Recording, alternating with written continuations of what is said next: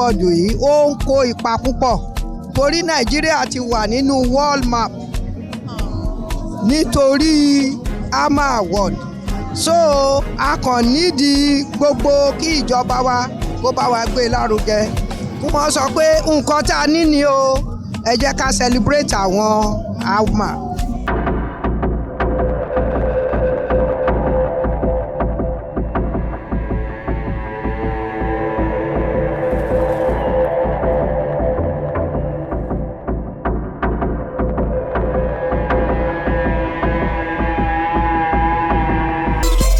ẹlẹ́kejì tèmi máa wá sí AMAA award rèé the first one tí mo kọ́kọ́ wá South Africa ni wọ́n ti ṣe nítumọ̀ wípé wọ́n ti wà lágbàáyé already it's a popular award that everybody knows about it so kì í ṣe pé èèyàn ṣẹ̀ṣẹ̀ pé wọ́n ṣẹ̀ṣẹ̀ máa mọ AMAA award ìtorí ẹ̀ náà ló ṣe fà á tẹ̀ fi rí a lot of filmmakers tí wọ́n wà níbí lóríṣiríṣi lálẹ́.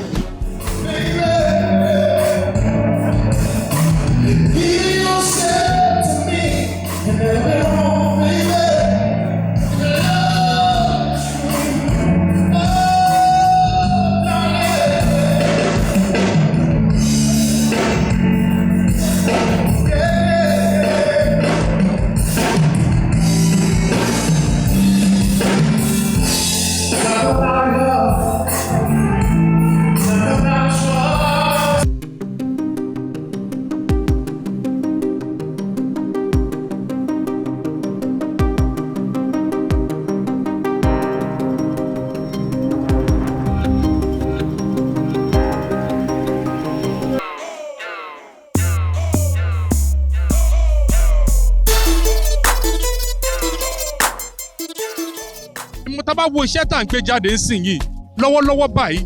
ó tó kó jẹ́ pé kọ́ nominate ẹ̀ pé ẹ wá gba Oscar yìí náà ti gbìyànjú dáadáa so màá ní Nollywood báyìí nọ́mbà tí a ti fẹ́ gborí Bollywood báyìí lẹ́yìn Hollywood Nollywood ló máa kàn. Mà ti wà tipẹ́tipẹ́ tó jẹ́ pé mi gan tí mo ti gba award rí best sound best upcoming actress àti best storyline nígbà tó kọ́kọ́ bẹ̀rẹ̀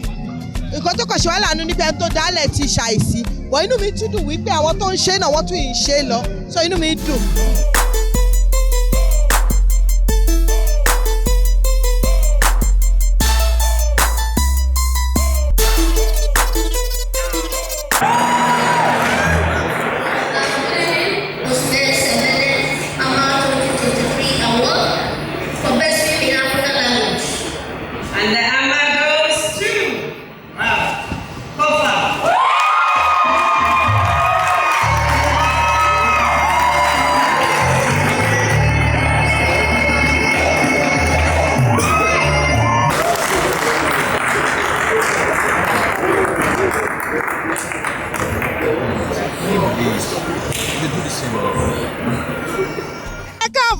Sí AMAA Awards 2023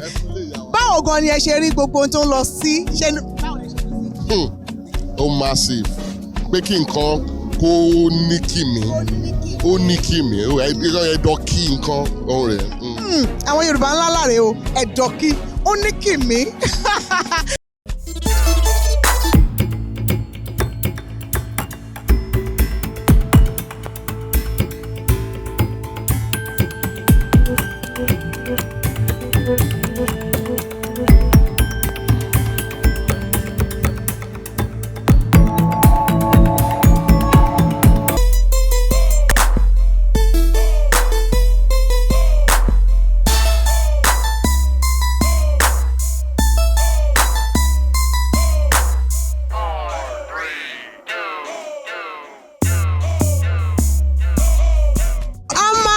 2023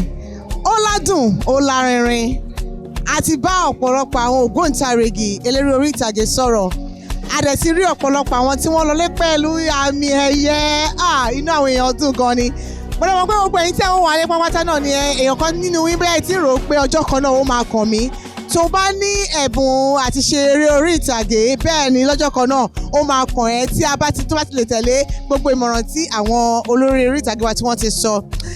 àwọn èèyàn ti ṣe gudugudu méje ẹ̀yà mẹ́fà nínú ọdún 2023 àmọ́ tó bá di 2024 gbogbo apápátá la tún wò pé ibo ìpelewo ìgbélékè wo gangan ni ó fẹ́ bá eré sinimá ní Nàìjíríà àti káàkiri ilẹ̀ Áfíríkà títí di ọdún 2024 Anna Adenike Babatunde Honey Fingers ló ń sọ fún yín pé ó dàbọ̀ o AMAA 2024 màá tún bá yín pàdé ó dàbọ̀.